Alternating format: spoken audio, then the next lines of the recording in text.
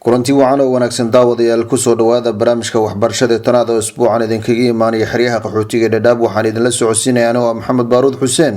كما يقولون إذا لابتغوا إلى ذي العرش سبيلا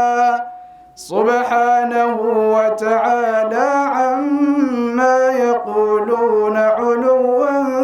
كبيرا aan ku bilowna waxaa dhawaan xerada qaxootiga xagardheer lagu qabtay munaasabad lagu soo bandhigay 19 arday oo baratay cilmiga islaamka qaybihiisa kala duwan kuwaas oo isugu jiray rag iyo dumar xafladan oo ka dhacday xarunta madrasada Abubakar Sadiq ee xerada xagardheer ayaa waxay ahayd bandhig cilmiyeedkii ugu horeeyay ee abid lagu qabtay xeryaha qaxootiga dhalinyaradan oo hore u soo bartay quraanka kariimka ayaa hadda la baray cilmiga waxaana xafladan lagu soo bandhigay dhalinyarada ka soo qayb galay culimada diinta arday waalid iyo bulshada qaybahooda kala duwan waxaana ugu horeyntiiba lagu daarfuray qaar ka mid ah ayadaha quraanka kariimka wa in min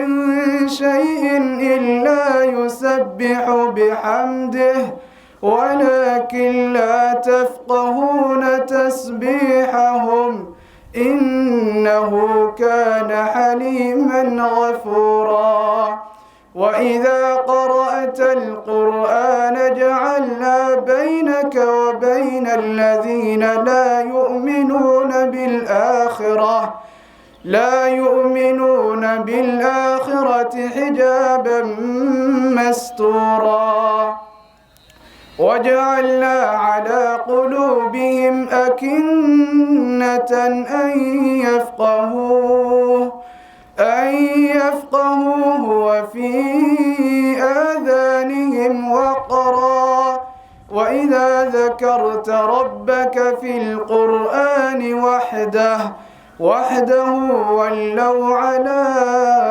أدبارهم نفورا نحن أعلم بما يستمعون به إذ يستمعون إليك وإذ هم نجوى إن يقول الظالمون إن تتبعون إلا رجلا مسحورا انظر كيف ضربوا لك الأمثال فضلوا فلا يستطيعون سبيلا وقالوا أئذا كنا عظاما ورفاتا أئنا لمبعوثون خلقا جديدا ardaydan oo si wanaagsan loo soo baray cilmiga islaamka gabdho u badnaa ayaa soo bandhigay waxyaabihii ay barateen ila abtibihi badala hamdan yuballighu min ridwanihi al-amala thumma salatu ala khairil wara wa ala sadatina ali wa sahbihi al-fudala وبعد فالفعل من يحكم تصرفه يحوز من اللغة الأبواب والسبل فهكذا ضمن محيطا بالمهم وقد يحوي تفاصيل من يستحضر الجمل باب أبنية الفعل المزيد مجرد فيه بفعل لا الفعل ذو التجريد أو فعلا يأتي ومكسور عين أو على فعلا فضم من فعل الزم في المضارع وافتح موضع الكسر في المبني من فاعلا وجهان فيه ما نحسن مع وغيرت وحيرت تنعم بئست يا استولى يبيس وإلى وأفرد الكسر فيما من وريث وولي ورم وريعت ومقتمع وثيقة حلا وثقت مع ولي مقوحها وأدم كسرا لعين مضارع يلي فعلا ذا الواو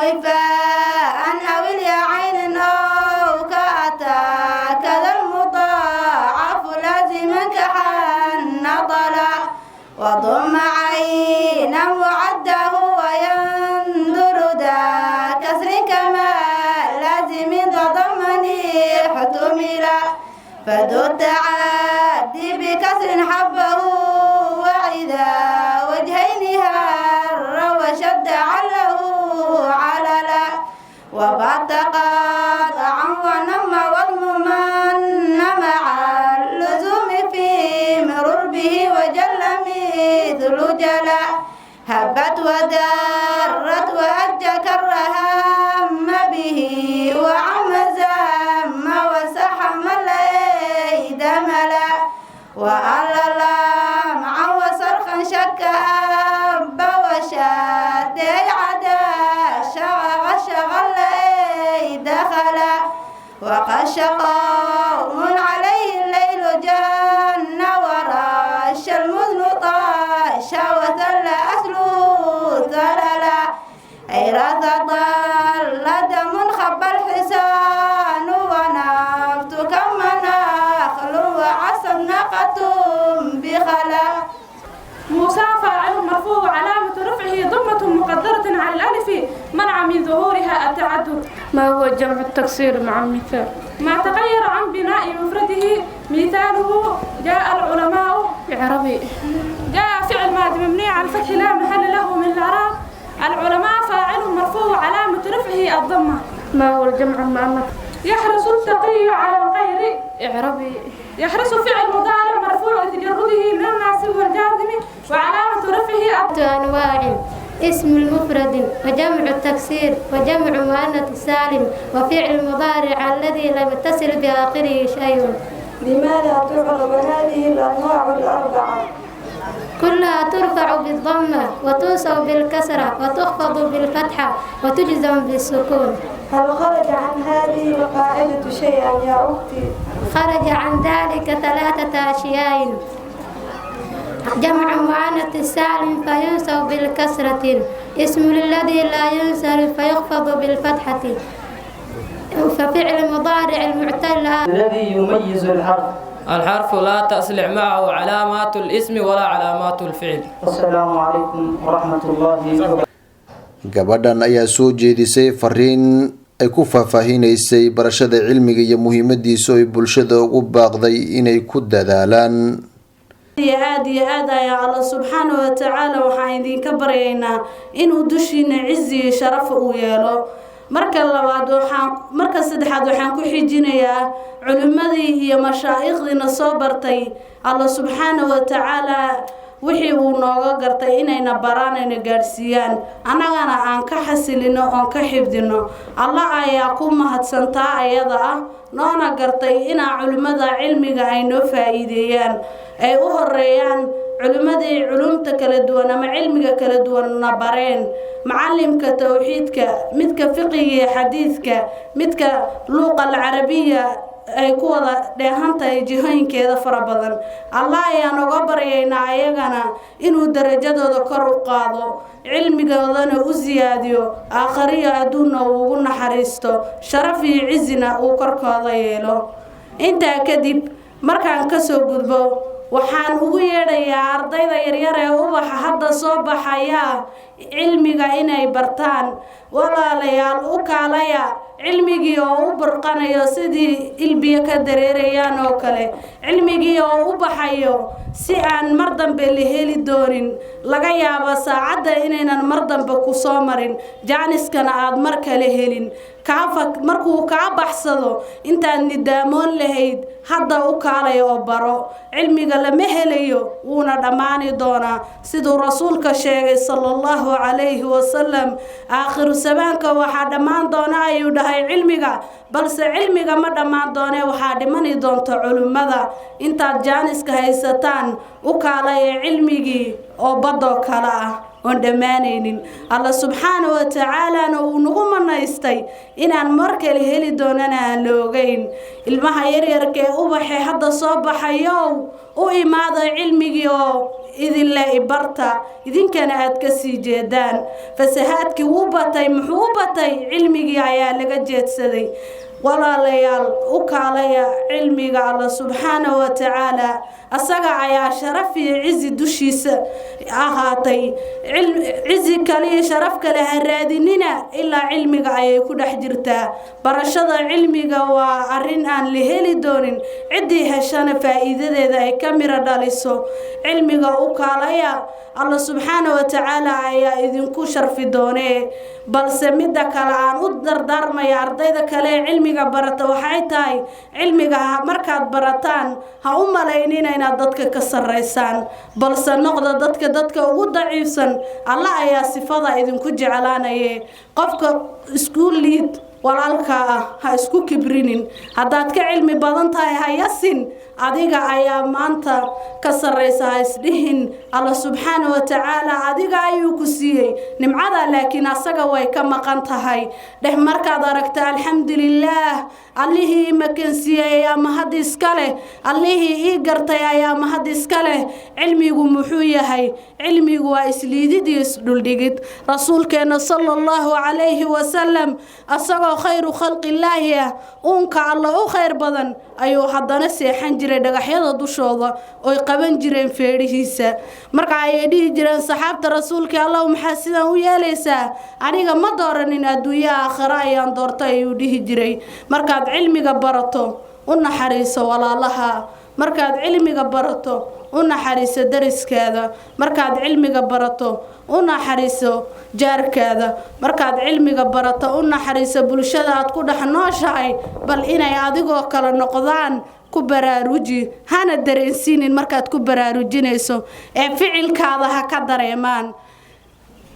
midda saddexaad hadaan u gudbo nasiixada saddexaad waxaan u wareejinayaa waalidiinta hooyooyinka iyo aabayaasha sharafta lahow ciziga ilaahay dushooda yeelayow u kaalaya idinkana markiina cilmiga ha ku kaaftoomin cunugaadood wax barto berri waxba kuma ziyaadin doono markii qiyaamaha la tage hadduu ku ziyaadiyana rasuulka waa kii uu ku dhahay Faadimooy ha isdhihin aabaha ayaa rasuul ahaa oo ha isdhiganine aaboy ilaahay ka cabso ayuu ku yiri ha isdhihin waalidkaadaad wax bartay ama cunugaadaad wax bartay oo berri sidaa ayaad ku gali doontaa jannada Allah subhanahu wa ta'ala taayada waxba kuma aha dadka xufaad kitaabillahi ahna Allah subhanahu wa ta'ala waalidiintooda asaga rasuulkeena ayaa noo sheegay inuu hortooda taaj ugu xiri doono laakiin markaad cunugaada cilmiga barayso waa inaad adiga dareensan tahay macaanka cilmiga uu leeyahay waxaan aad iyo aad uga murugoonayaa waalidiinta aan dareensaneen cilmiga macaankiisa maxaa yeelay maysan helin fursadaan maanta anaga helnay taa Allah subhanahu wa ta'ala ayaa ku mahadsan ilaahay oo noo sii waalidiintanada waqti ay cilmiga ku bartaan ay ku ogaadaan macaanka cilmiga Allah ayaa nooga baryaynaa inuu ayagana qulubtooda u galiyo jacaylka cilmiga وكاليا يا الله هداته والدينتنا ربينا برباري بعد الله سبحانه وتعالى إلهي كذب والدينتنا برباري سياي وكاليا علمك سخاسة وحاودر دار ما يهوينك انت جوكتي انت مقن علمك وكاليا وجهلي oo laga soo baxay waa mugdigi oo laga soo baxay oo loo soo baxay iftiin laga soo baxay mugdi u kaalaya iftiinka adduunka iyo aakhiro ay isdhihina guri ayaan ku mashquulsanahay guriga waa adduun u dhamaan doona cilmiga waxaad ku helaysaa raali galanta Allah subhanahu wa ta'ala rabbiga ayaad baranaysaa rabbiga ayaa dareemaysaa nimcooyinku ku siiyay u kaalay nimcadii ilaahay kuugu talagalay ee ah inaad cilmiga barato kuna qasbay adoomihiisa inay ku soo gaarsiiyaan cilmiga hooyooyinka waxaan u dardaarmayaa intii cilmi baratay way mahadsan yihiin Allahna ha u ziyaadiyo ee ha dhigin horay u sii wad gaarsii umada walaalahaada gaarsii dariskaada ku tarbiya awlaadaada si bari noogu soo baxo jiil wanaagsan oo ayagana bari culimadii mustaqbalka noqdo abi isxaaq albeer markuu cunugiisa u dardaarmay wuxuu yiraahday aabo cilmiga ma cuslo uu fudud yahay xambaaridiisa kaamana dhamaanaya meel walba oo tagto waa kayd jaabkaada kuugu jiro markaad adduunyo aruuriso laakiin bangiga ayaad uga tagaysaa lacagta cilmiga waxaad ku qaadanaysaa qalbiga lacagtana waxaad uga tagaysaa bangiga ama kaydka labadooda iskuma dhigmaan markii la fiiriyana cilmiga ayaa ka fadli badan cilmiga kugu ma haynayo culays laakiin maalka adduunyo culays iyo walbahaar ayuu kugu haynayaa cilmiga waa qalbigaadood u raaxaysay maalka adduunyana waa qalbigaadood cuslaysiisay waalidiinta waxaan u dardaarmayaa qaasatan hooyooyinka Soomaaliyeed meel walba ay joogaan inay cilmiga bartaan kuwa ag fadhiya ama ila joogo magaaladan aan ku noolahayo kusoo dhawaada macadka Salama oo idin dhigayaan gabdhihiinoo kaleete barta cilmiga ha ka gaabinina aabayaasha markaan u soo noqdo Allah subhanahu wa ta'ala ha idin karaameeyo cizi sharafna Allah ha idin yeelo hadhihina waxaan ku mashquulsanahay caruurtanada biilkoodii ee u soo orda adduunkii ka soo orda aakhiro rasuulka dhaxalkiisa u imaado oo ka soo taga adduunyada dhaxalkeedii waqtigaad kitaabka akhrisanayso kaama fakanaysa adduunyo bal ayada ayaa ku soo daba istaagi doonto kuna daba soconi doonte ha u malaynin inay ka cararayso midaan niyada gasho u kaalay cilmiga baraka baxay xalaqaadka masaajida markaad baratana adiga oo kaliya isku koobin ee reerkaada iyo caruurtaada iyo xaaskaada gaarsii mid ayaan aabayaasha u dardaarmi lahaa kelimadayda u dambaysa ama hadalkayga u dambeeyo waxaan idinka tagay Allah subhanahu wa ta'ala naxariistiisa ilaahayna ha idin karaameeyo Allah subhanahu wa ta'ala cizi sharaf dushiina ha yeelo hidaayadana qalbiga Allah noo geliyo fisqigan farha batayna ilaahay ha naga dulqaado cilmigana ciqaab Allah noogama dhigo ilaahayna ha noo fududeeyo barashadiisa waalidiinteena inta nool weli waxaad la socotaan maqalbahiyaha STN barnaamijka Tanaada magaciiguna daawadayaal waa Maxamed Baaruud Xuseen معرفة الرحمن بالتوحيد إذ هو من كل الأوامر أعظم وهو من علي أيام يفهم إثبات ذات الرب جل وعلا أسمائه الحسنى صفاته العلى وأنه رب الجليل الأكبر الخالق البريء والمصور باري البرايا منشئ الخلائق مبدعهم بلا مثال سابق الأول المبدي بلا ابتداء والآخر الباقي بلا انتهاء الأحد الفرد القدير الأزلي السمد البر المهيمن العلي علو قهر وعلو شان جل عن الأعداد والأعوان كذا له العلو والفوقية على عباده بلا كيفية وما عدا مضالع إليهم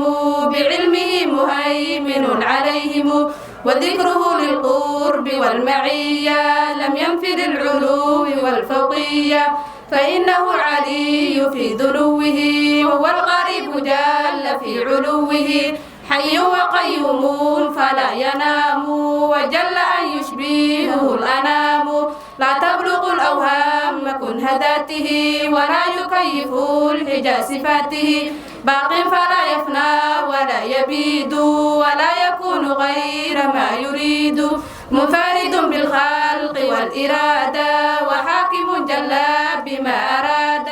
فمن يشاء وفاقه بفضله ومن يشاء ضله بعدله فمنهم الشقي والسعيد وذا مقرب وذا دريد لحكمة بالغة قضاها يستوجب الحمد على اقتضاها وهو الغني بذاته سبحانه جل ثناؤه تعالى شانه وكل شيء رزقه عليه وكلنا مفتقر إليه كلم موسى عبده تكليما ولم يزل بخلقه عليما جل كلامه عن الإحصاء والحسر والنفاد والفناء لو سار أقلاما جميع الشجر والبحر تلقى فيه 7 أبحر والخلق تكتب بكل آن فنت وليس القول منه فاني والقول في كتابه المفصل بأنه كلامه المنزل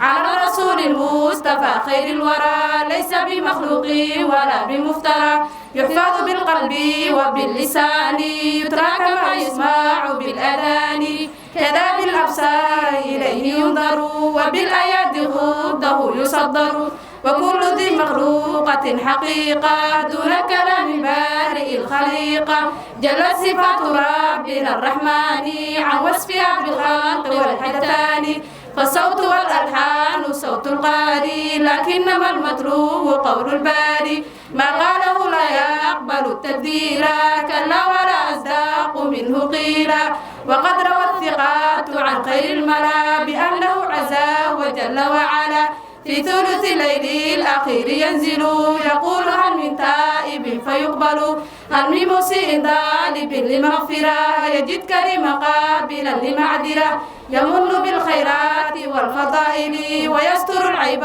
ويعد السائل وأنه يجيء يوم الفصل كما يشاء للقضاء العدل وأنه يرى بلا إنكار في جنة الفردوس بالأبصار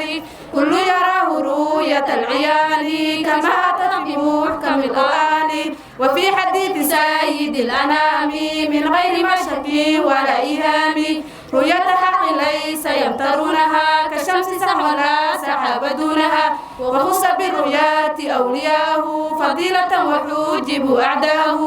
dhalinyaradan ayaa siyaabo kala duwan u soo bandhigay kutub iyo cilmiga ay barteen. فالاسم بالتنوين والخفض عريف وحرف خفض وبلام وألف والفعل معروف بقد وسين وتاء تانيث مع التسكين وتا فعلت مطلقا كجئت لي والنون واليافيف على النوافعل والحرف لم يصلح له علامة إلى انتفاء قبوله العلامة. باب الإعراب إعرابهم تغيير وآخر الكلم تقديرا أو لفظا لعامل علم أقسامه 4 فلتعتبر ملتزم في كل ماض وهو في المضارع منفتح كيدعى وكالدعي وأول الفعل الذي كباع منكسر وهو الذي قد شاع وذاك إما مضمر أو مظهر ثانيهما كيكرم المبشر أما الضمير فهو نحو قولنا دعيت أدعى ما دعي إلى مشتر مخادع وافزع إلى حمين حماه مانع وهكذا تفعل في ياء الشجي وكل ياء بعد مكسور تجي هذا إذا ما وردت مخففة فافهمه عني فهم صافي المعرفة. فالأول اسم مضمر يكنى به عن ظاهر فينتمي للغيب والحضور والتكلم وقسموه ثانيا لمتصل مستتر أو بارز أو منفصل ثاني المعارف الشهير بالعلم كجعفر ومكة وكالحرم وأم عمرو وأبي سعيد والنحو كافي الظلم والرشيد فما أتى منه بأم أو بأب فكنية وغيره اسم أو لقب فما بمدح أو بذم مشعر فلقب والاسم ما لا يشعر ثالثها إشارة كذا وذي رابعها موصول الاسم كالذي خامسها معرف بحرف ال كما تقول في محل للمحل سادسها ما كان من مضاف لواحد من هذه الأصناف كقولك ابني وابن زيد وابن ذي وابن الذي ضربته وابن البذي وكل ما أصرف مما أصرف من ذكر وغيره التحق حول التحق وفعل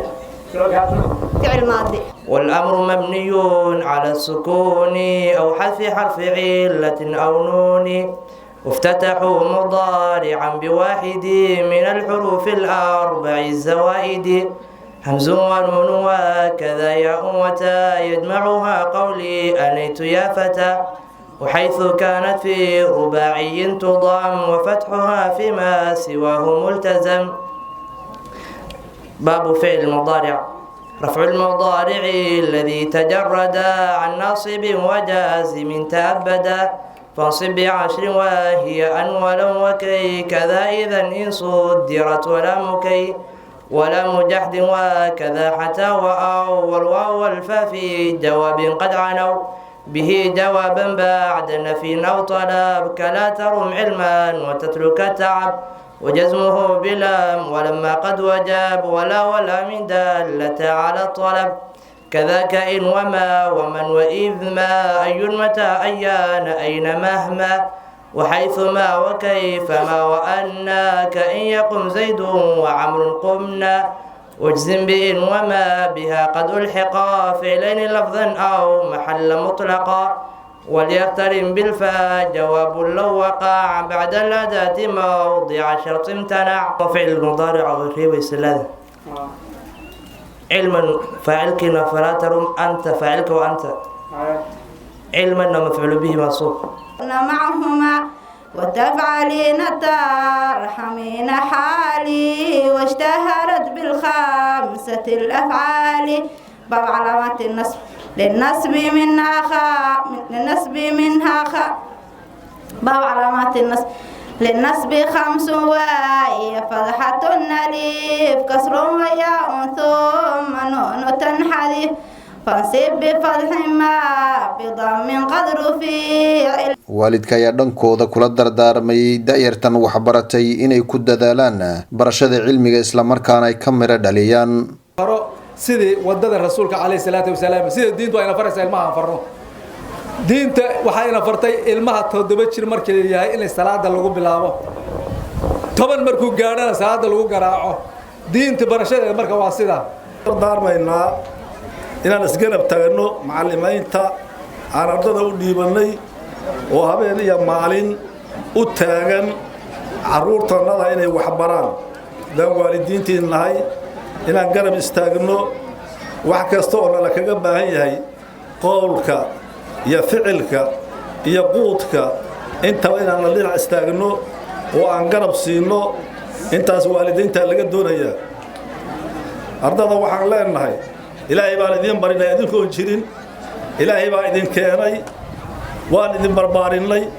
waan idin korinay waxbaan idin barnay annugu caasiyoobina amarka naga qaata midka ilaahayna qaata midka macallimiintana qaata oo yaanaan idin kaarin. ardada sidaasaan leenahay hadday wiil yihiin iyo hadday gabar yihiin waxaan ila doonaynaa waa dabaq sare sharaf sare karaamo sare iyo qurux ayaan ila doonaynaa. nala garta naga qaata naga aqbala waxana barta. waxaad aragtaan kuwa in la mid ah oo qaaqaawan oo bannaanka taagan oon ilaahay aqoonin oo rasuulkiisa aqoonin oon diintiisa aqoonin oo adduunyo kaliya u taagan alla mid noqonin adeen leenahay.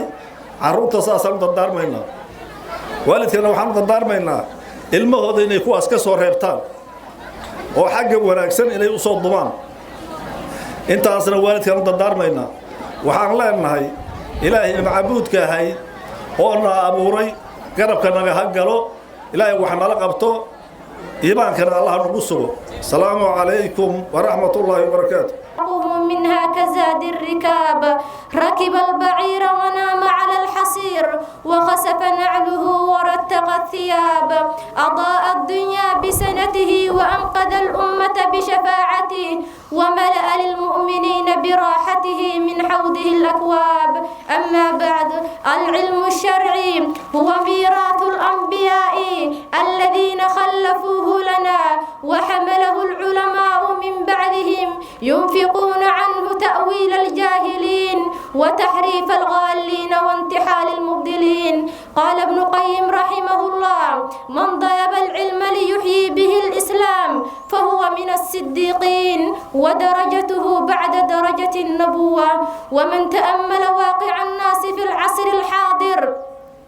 رأى قلة اهتمامهم بطلب العلم الشرعي وأن الهمم والعزائم قد افترت عن تحصيله وأن الناس قد اشتغلوا عنه بزخارف الدنيا متعللين بأعذار واهية وحجج باطلة. ولهذا عزمت مستعينة بالله تعالى على تلخيص هذا الموضوع من كتب أهل العلم لأحث نفسي وإخواني على الطلب العلم الشرعي والتحمس له. لماذا الحديث عن علو الهمة في طلب العلم الشرعي؟ لأن أي دعوة إلى الله لا تقوم على العلم الصحيح المستمد من الكتاب والسنة ومنهج السلف الصالح فإن مصيرها إلى التهاوي والسخوط. أما إذا قامت على ذلك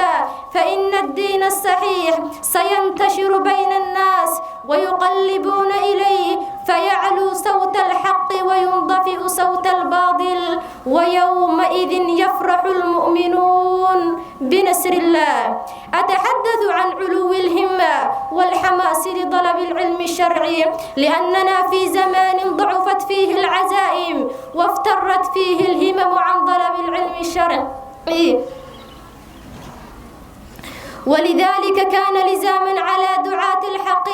أن يذكروا الناس ويحثهم على الطلب العلم الشرعي وتحصيله. أتكلم عن هذا الموضوع لوجود دعوات هدامة وفرق ضالة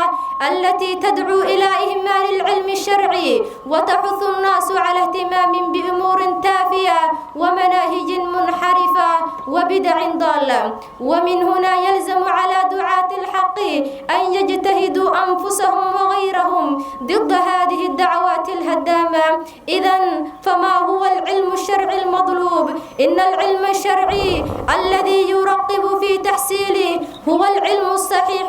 المستمد من كتاب الله وسنة رسول الله صلى الله عليه وسلم ومنهج سلفنا الصالح وهو يوصل صاحبه إلى تقوى الله ومراقبته وخشيته وهو العلم المقصود منه العمل به لا مجرد الثقافة أو الزيادة المعلومات والحصول على الشهادات. ولا يعني حثنا على الطلب العلم الشرعي وتحصيله أن نفعل. sheekh khaalid maxamed aadan ku-xigeenka mudiiru dacwaha xirada qaxootiga xagardheer ayaa faahfaahiyay taariikhda macadka ee ardadan wax ka soo barteen iyo muhiimadii marka horeba loo aas-aasay. macadkan Imaam al-Bukhari wadu jeedaan indhihiinu inay hayaan caruurtina waxa ay soo bandhigeen aad arkayseen ardadii baratay cilmiyada noocyada kala duwan. ilaahay baan subxaanahu wa ta'ala ku mahadsan thumma culimadii iyo macallimiintii barahayay baa iyagana ku mahadsan ardaduna waa mahadsan yihiin waalidiintuna waa mahadsan yihiin. intaas kadib macalku waxa la furay 2017 bishii 10aad ayaa macadka la furay taqriiban waa 3 sano oo maaragtay waliba waxa soo dhaxgalay karooni baa soo dhaxgalay taqriiban wax sanad hatta wax ku dhow macadka inta badan lama akhriyaynin. sidaa darteed baa ardadii inta ay ka faa'iideysatay u jeedeen muuqaalkeedu oo ilaahay subxaanahu wa ta'ala ugu nimceeyay inay intay joogeen ka faa'iideysteen. ilaahay baan u baryaynaa subxaanahu wa ta'ala cilmiga ay barteen inuu ku sugo. macadka si tartiib aan u wadayaa. macadku culimada ama macallimiinta madaarista dhiga fikir ka yimid buu ahaa inaan macadkan la furo oo lagu furo waliba ardada madaarista dhigata waxbarashada madaarista islaamiga ee gacanta ku hayno ayaa macadku ka tarjumayaa. waxaana loogu talagalay oo fikirka uu ahaa in ardada madaarista dhigata in lagu naasnuujiyo macadka oo cilmigii markay soo qaataan madaarista oo iyaga wax qori kara iyaga wax akhrin kara baa markaa waxa la keenayaa macadka iyaga oo shahaadadii tanawga ahayd wata ayaa macadka markaa lagu soo xareynaya. run ahaantii waa nasiib ilaahay ama aqli ilaahayna waafajiyay bay ahayd markaan arrintaa furaynay. macadku waxa weeye ma aha muqarrar ma aha maadooyinka lagu dhigto cilmi muqarrar ma aha waa cilmi mudawwala weeye. kitaabkan waa la bilaabayaa ama fannigan waa la bilaabayaa waana la dhammaynayaa. marka ilmihii ka soo baxa wuxuu noqonayaa ilmo bulshada anfici doona muslimiinta ah oo wax taariikh waliba yeelan doona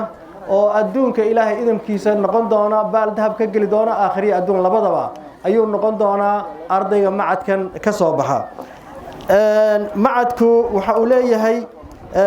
culimada insha allahu tacaala macallin walba ama sheekh walba maadadiisa wuxuu samayn doonaa insha allah ilmuhu markuu soo qalin jabiyo inuu ijaaso siin doono sida hadda naxwadoo kale in ijaaso la siiyo ardada oo la yidhaahdo ardadani naxwada way taqaanaa in shahaado noocaasa la siin doono arday walba maadada oo si fiican u barto waxaa la siin doonaa ijaaso oo sheekheeda leeyahay baa la siin doonaa isla markaa ardaygu wuxuu wataa shahaadadii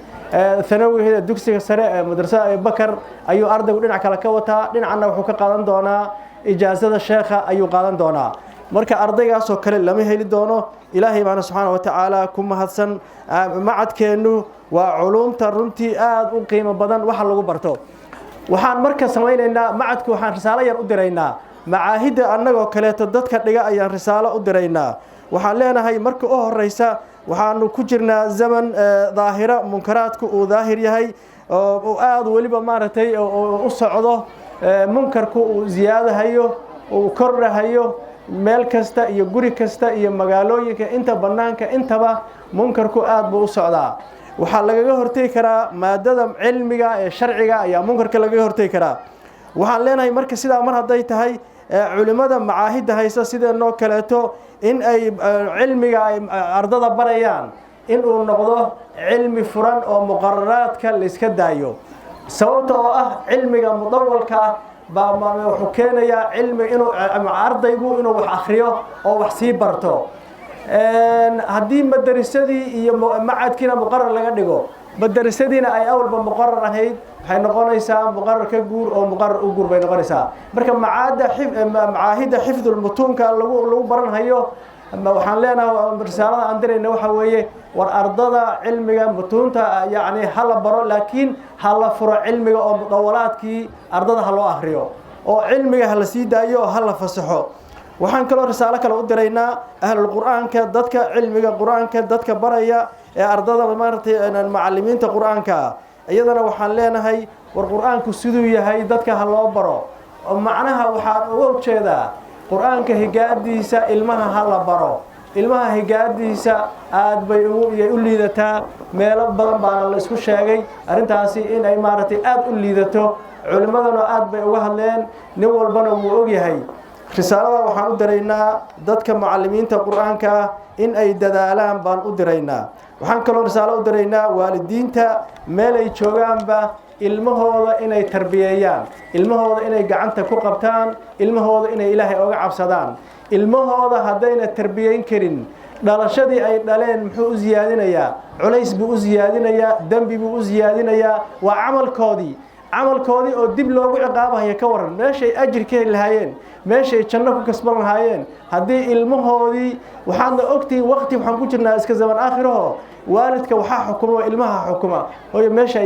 ay gee halka ay maray ilmihi baa hor socda hooyadii waa iska hoggaansan tahay lacagtay bal ugu daraysaa hadduu shaleemo igee yidhaahdaa waxaa laga yaabaa inay geyso soomada garan waa mashaakilka jiray ka mid tahay waxaan leenahay marka waalidiinta risaalada macadku idirayo waa meel ay joogaanba waalidka muslimiinta aan la hadlaynaaye war ilmihiina ilaahay oga cabsada ilaahay idin siiyey sida xoolaha la isula xisaabtamo markuu qofku dhaqaale leeyahay ayaa ilmahana loola xisaabtami doonaa waalidiinta ilaahay diintiisa ilmaha ku tarbiyeeya meelaha goobaha waxbarashada geeya ilmihiina ilaahay u barya ilmihiina gacanta ku qabta waalidkana risaaladaasaan u diraynaa meel ay joogaanba adduunka waana salaamaynaa waxa anoo soo gaabinhaya waxaan ku dardaarmaynaa ilaahay cabsidiisa subxaanahu wa tacaala ilaahay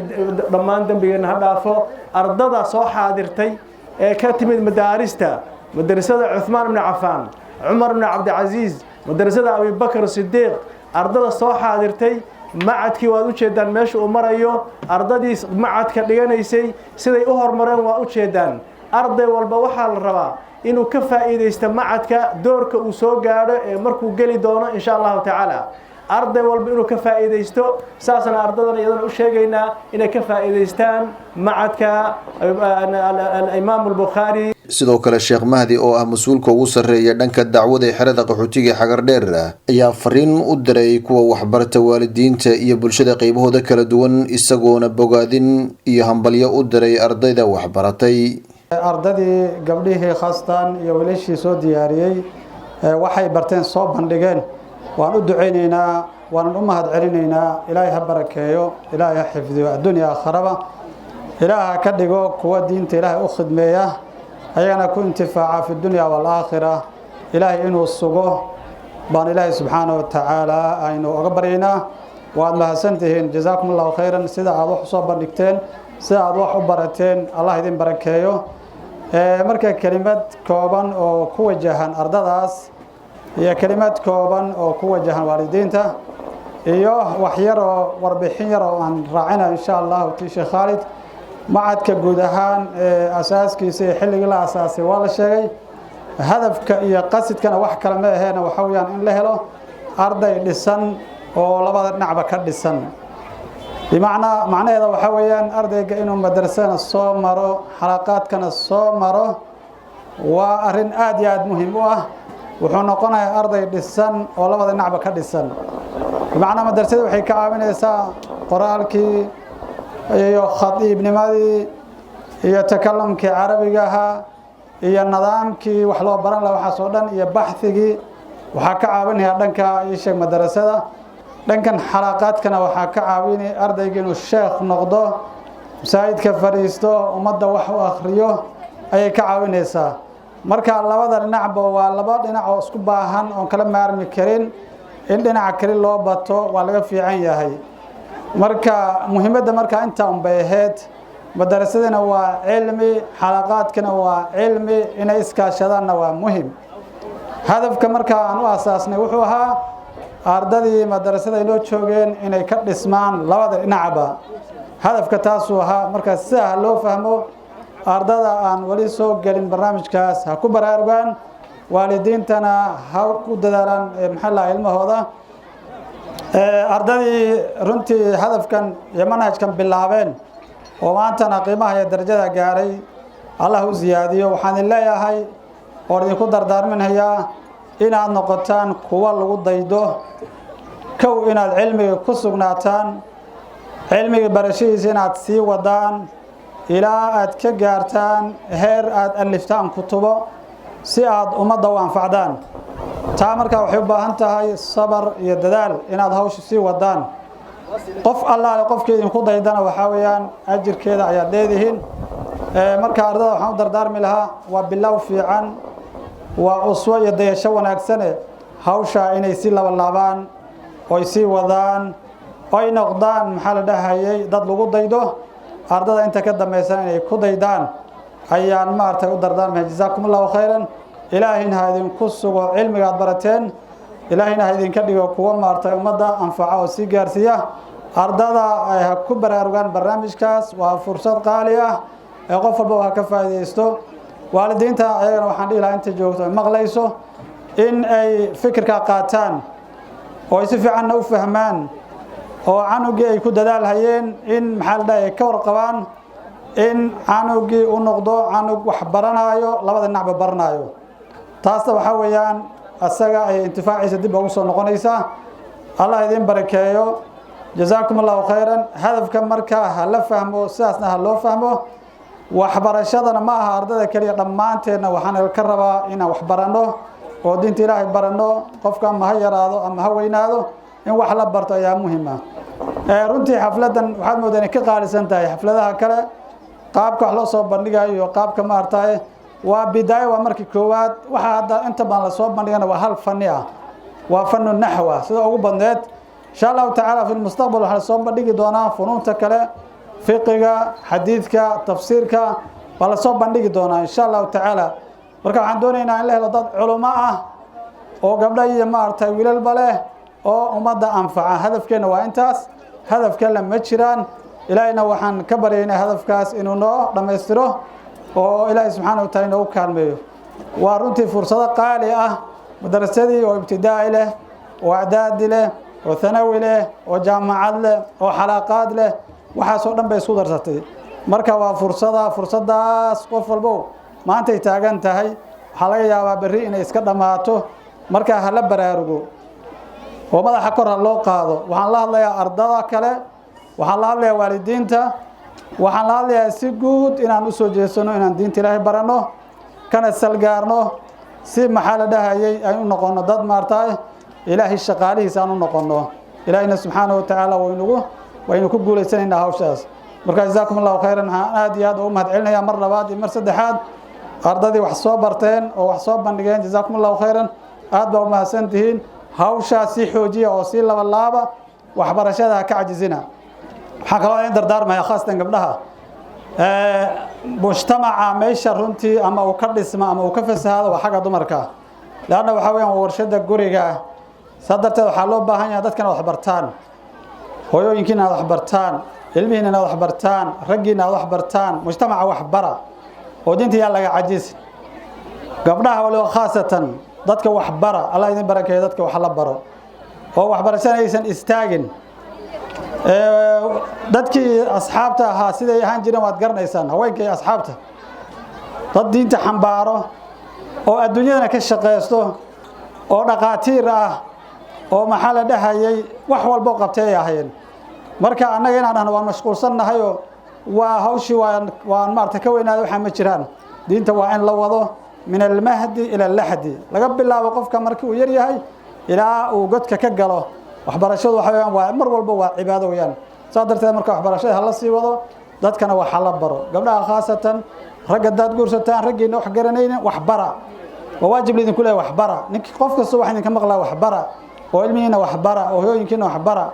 waxa weeyaan taa haddii la helo waa la liibaani fi dunya wal aakhirah marka jazaakum allahu khayran intaas ay kelmadaysa ku kooban tahay دعونا إليها لنحضرها فلنبدأ رجالا ونساء بالسير في طريق طلب العلم الشرعي وعلينا بالاجتهاد والبذل والتضحية في سبيل تحصيل العلم الشرعي وعلينا بالمسابقة والمسارعة والتنافس كما فعل سلفنا الصالح ولهذا جاءت الوصايا بالتعليم كما قال القائل تعلم فليس المرء يولد عالما وليس أخو علم كمن هو جاهل وأخيرا أرسل رسالة شكر واحترام إلى علمائنا الأجلاء شيوخنا الكرام وعلماؤنا الفضلاء نقدم لكم كل التقدير والثناء بعدد قدرات المضر والشجي العذر على ما قدمتم من أجلنا وعلى جهودكم الثمين من أجل الرقى بمسيرة تعلمنا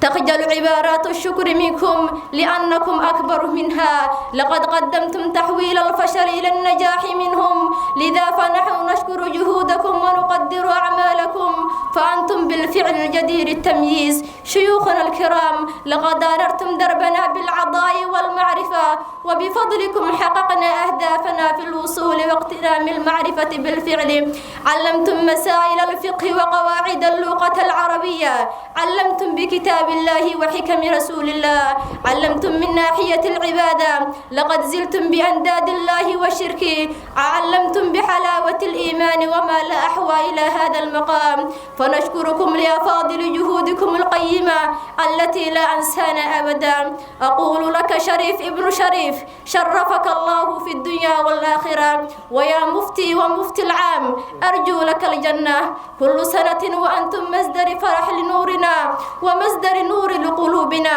كل سنة ونحن نجمع كلمات الحب من أجل أن نضع لكم منها أجمل قلادة ونهديها إليكم كل سنة وأنتم أهم ما في هذه الحياة كل سنة وأنتم طيبة بأرق الإنسانية في الحياة كل عام وأنتم أفضل محققكم وأمانيكم قد جئنا اليوم لكي نخبر لكم وتبقى عبارات الشكر والتحية والثناء والإعجاب فأنتم تنور درب guud ahaanba daawadayaal barnaamijkii tanaad ee waxbarashada toddobaadkan idinkaga imaanaya xeryaha qaxootiga dhadhaab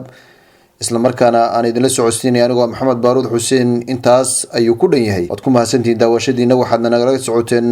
muuqaal baahiyaha s t n intaan barnaamijkan mid lamida ku kulmeen hadduu eebbe idma toddobaadka soo socda waxaa idinkaga tegayaa sidaas iyo fii amaan illah